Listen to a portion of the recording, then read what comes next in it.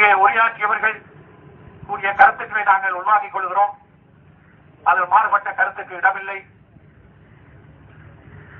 எங்களுக்கு இப்பொழுது மிக பெரும்பாலும் உள்ளூராட்சி மன்றங்கள் எங்களுடைய கட்டுப்பாட்டிலே இருக்கின்றன. அவர்கள் தங்களிடத்திலே இன்னும் அதிகமாக வேலை செய்கின்ற தீர்மானத்தை எடுக்க வேண்டும். ஏதோ அரசாங்க ஊழியர்களைப் போல அவர்கள் செயல்பட வேண்டாம்.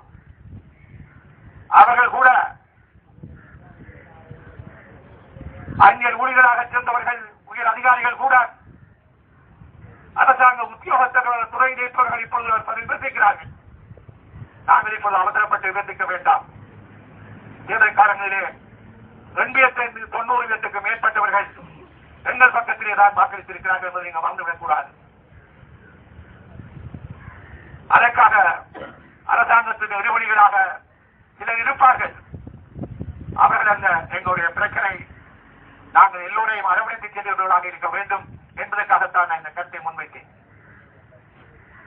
ஆகவே அரசாங்கம் நினைப்பது போல் தமிழர்களுடைய போராட்டம் முடிந்து போகவில்லை.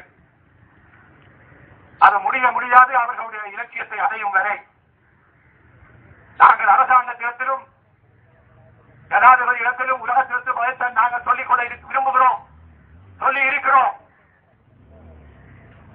நாங்கள் எங்களுடைய தமிழர்கள் வாழுகின்ற மாநிலத்திலே, நாங்கள் பாரம்பரியமாக வாழ்ந்த நிலத்திலே நாங்கள் எங்களை ஆள வேண்டும் என்று விரும்புகிறோம்.